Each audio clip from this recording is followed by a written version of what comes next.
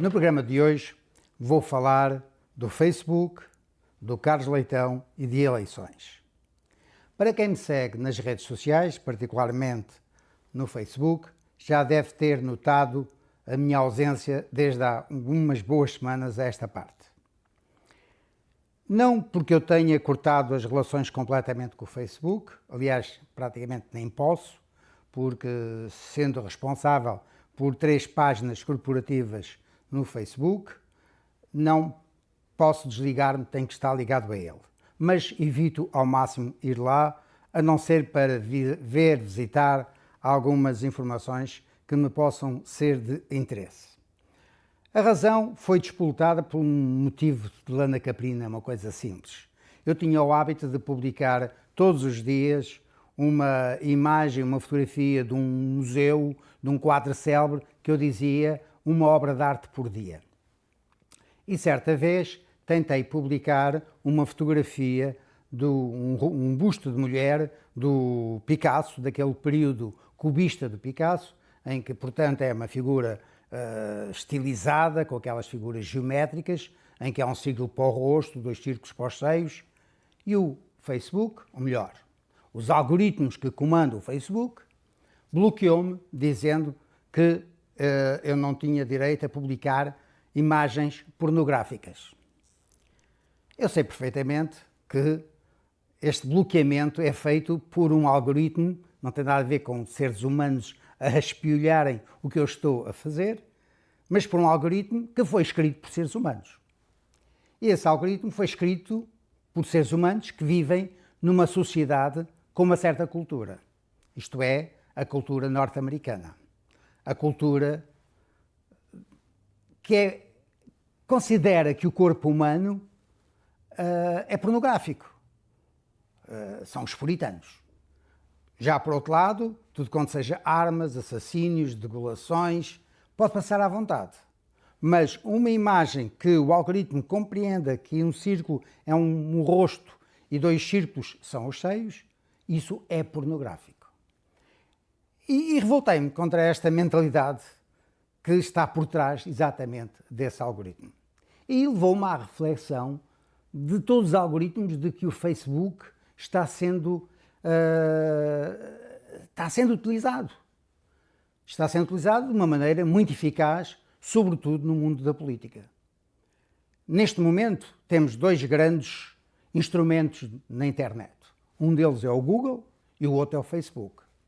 O Google é um instrumento extraordinário, porque, ao fim e ao cabo, ele limita-se a recolher a informação e canalizá-la em função dos pedidos que lhe fazem. Já o Facebook, não. O Facebook formata a informação, fornece-lhe a informação, consoante um certo número de regras que os algoritmos baseados na chamada inteligência artificial conseguem compreender quais são as suas motivações, quais são os seus gostos, quais são as suas preferências. É por isso que, por exemplo, as pessoas que detestam o Donald Trump estão continuadamente a ser bombardeadas com mensagens, fotografias, reportagens, vídeos contra o Donald Trump. Mas aqueles que gostam, que são adeptos de Donald Trump, são continuadamente a ser bombardeadas com mensagens de sentido contrário. Isto faz com que os 2 campos pensem que estão sozinhos. Uns que tudo é contra o Donald Trump, outros que tudo é a favor do Donald Trump. Isto cria realmente umas divisões, uma dicotomia extraordinária, muito vincada na sociedade. Os primeiros a compreender a importância desta arma, que é o Facebook, uma arma que eu poderia chamar de massificação, foram, até certo ponto, os estudantes no tempo da primavera aqui em Montreal do Carré Rouge. Eles utilizavam o Facebook para organizar manifestações espontâneas, reuniões, protestos, fizeram todo o movimento que, como sabem, ajudou a cair o governo do Sr. Charest. Mas já antes dos estudantes terem utilizado esta arma, o Facebook, em particular, e também o Twitter, foram analisados e utilizados de uma forma estratégica militar pelos serviços secretos da Rússia e pelo seu exército. Houve, porque ele ainda é vivo, um general russo que elaborou uma teoria da guerra cibernética. E essa guerra tem estado a ser aplicada de uma maneira subtil, mas eficaz, em toda a parte do mundo onde os interesses russos estão em jogo. Foi assim que aconteceu o Brexit, foi assim que houve a ascensão extraordinária da Marine Le Pen, que nós vimos os partidos da extrema-direita ganhar eleições na Alemanha, na Áustria. Em toda a parte que isso interessa, os russos, através dos seus trolls e dos seus robôs informáticos, estão a alastrar-se através, sobretudo, do Facebook. O que é um troll? Um troll é um programador de carne e osso que entra nas redes sociais como se fosse uma pessoa normal, vivendo no país para o qual ela se dirige, porque são pessoas estudiosas que têm um conhecimento aprofundado do país e, no caso americano, dos estados nos quais eles se tornaram especialistas, porque havia estados pivôs em que era necessário realmente dar um empurrãozinho para que ganhasse um ou ganhasse o outro. E esses trolls, com conhecimento aprofundado da sociedade americana, enviavam mensagens, geralmente de ódio, acicatar, e criaram realmente um movimento extraordinário que ajudou à eleição de Donald Trump. Tudo isto está a ser comprovado através dos inquéritos do Senado americano e do próprio Departamento de Justiça dos Estados Unidos, que está a ser conduzido pelo Sr. Mueller.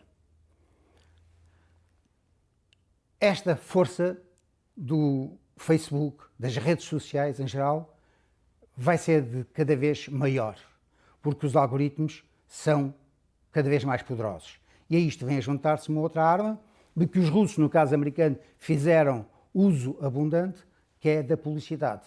O Facebook e o Twitter, que ganharam milhares de milhões de rublos para porem publicidade paga por eles, como se fosse publicidade americana de grupos americanos.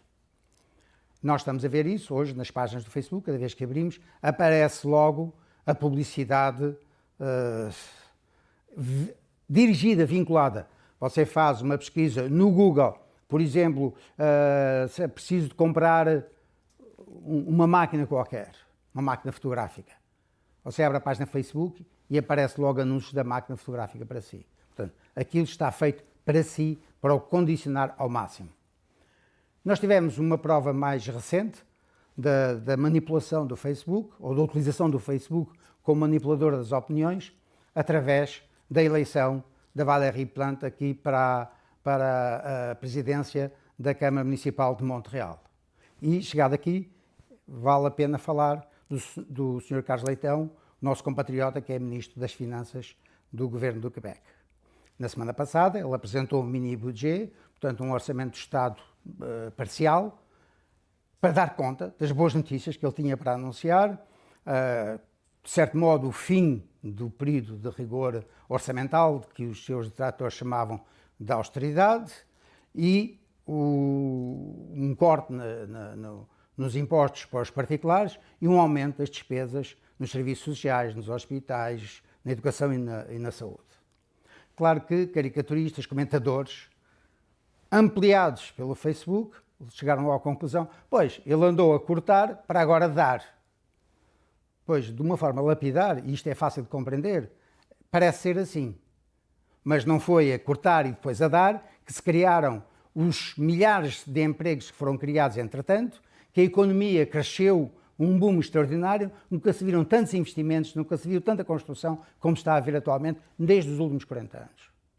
Através das redes sociais, consegue-se hoje ter uma manifestação. E as pessoas deixam-se levar por esta onda de emotiva, de facilidade, porque isto é a informação instantânea, é a informação digerida ou mal digerida, que passa e a razão fica de lado e os partidos que têm poder para continuar a governar, como era o caso do partido do Sr. Denis Coderre, para acabar o trabalho que ele tinha feito em 4 anos, como se devia esperar que o Partido Liberal continuasse para continuar a manter a casa limpa e arranjada, não.